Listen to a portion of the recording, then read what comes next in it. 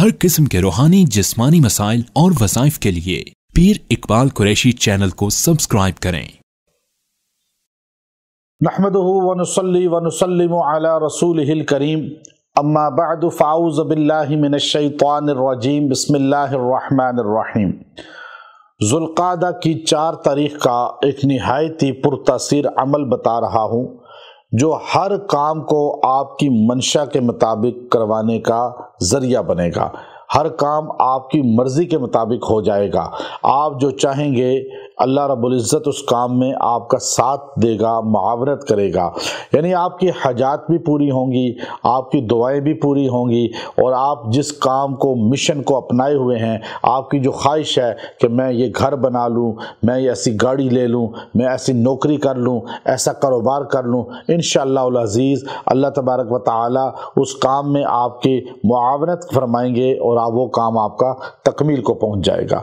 اور یہ مہینے کے اندر خاص طور پہ ذوالقعدہ کے اندر اللہ تبارک و تعالی نے بہت تاثیر رکھی ہے، اور یہ مہینہ چونکہ ایک ماحول کا مہینہ ہوتا ہے، جیسے رمضان ہے، محرم ہے، ذوالحجہ ہے، اسی طرح اس مہینے میں بھی ربیع الاول کے مہینے کو آپ دیکھیں، اس مہینے میں بھی اللہ نے حج کے قافلے رواں دواں ہوتے ہیں، ہر طرف جو ہے وہ حاجی آ جا رہے ہوتے ہیں، روز خبر ملتی ہے فلاں حاجی حج کے لیے چلے گئے، فلاں قافلہ چلا گیا، فلاں فلائٹ آج ہے، فلاں فلائٹ کم ہے کل ہے، فلاں فلائٹ آج ہے، فلاں کی فلائٹ کل ہے۔ اب یہ خبریں ملتی رہتی ہیں، فلائٹس کا پتہ چلتا رہتا ہے، اور ہر ایک گھرانے سے، محلے سے، شہر سے اور ملک سے لوگوں کی پرواز ہوتی ہے کعبۃ اللہ کی طرف، مدینہ الرسول کی طرف۔ تو یہ مہینہ جو ہے یہ بھی ماحول کا مہینہ ہے، یہ بھی سیزن ہے کہ انسان کو تڑپ پیدا ہوتی ہے۔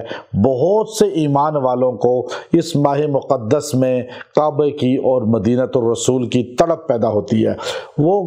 بے چین ہو جاتی ہیں روحیں، مرد عورتوں کی آنسو بہنے لگتے ہیں جب کسی حاجی کا سنتے ہیں کہ وہ حج پہ چلا گیا۔ جو گیا ہوا ہے پہلے حج کر کے آیا ہے وہ اور زیادہ تڑپتا ہے، اور جو پہلے نہیں گیا اسے وہاں کے لطف اور چاشنی کا پتہ ہی نہیں۔ جو عمرہ یا حج کر لیتا ہے اسے کعبہ اور مدینہ الرسول کی چاشنی کا پتہ ہے، وہاں لذت کا پتہ ہے، اور یہ ایسی لذت ہے جس کو ایک بار وہاں کی حاضری مل جاتی ہے وہ موت تک حاضری مانگتا رہتا ہے اور جاتا رہتا ہے، اور اس کے اندر تڑپ رہتی ہے۔ تو اس لیے اس مہینے کی عبادت بڑی خاص معنی رکھتی ہے۔ جتنی تڑپ آپ کے اندر ہوگی اللہ آپ کو دوبارہ بلائے گا۔ تو اس لیے آپ اگر یہ چاہتے ہیں کہ اس مہینہ کے اندر، خاص طور پہ اس دن کے اندر جو میں نے آپ کو بتایا کہ آپ یہ عمل خاص کر لیں، اگر آپ سے یہ عمل ہو جائے گا تو اللہ تعالیٰ آپ کو ہر مقصد میں کامیاب کرے گا۔ آپ حاضری کی دعا کریں،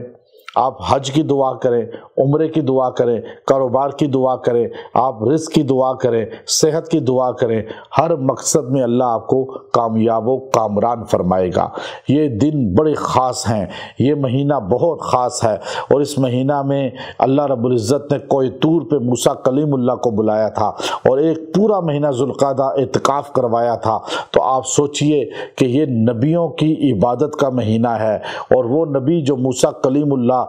سے باتیں کرتے رہے اس مہینہ میں، تو آپ بھی اللہ سے باتیں کریں نماز میں، قرآن میں، آپ یہ عمل اختیار کریں اور یہ عمل پڑھیں، انشاءاللہ اس کی برکت سے اللہ تعالیٰ آپ کو وہ نعمت عطا فرمائے گا۔ سورہ الرحمن کی آخری آیت تبارک اسم ربک ذی الجلال والاکرام، یہ آپ نے 300 بار پڑھ کے دعا کرنی ہے۔ جو مقصد کے لیے دعا کریں گے اللہ اس میں کامیاب کرے گا۔ وآخر دعوانا ان الحمد للہ رب العالمین۔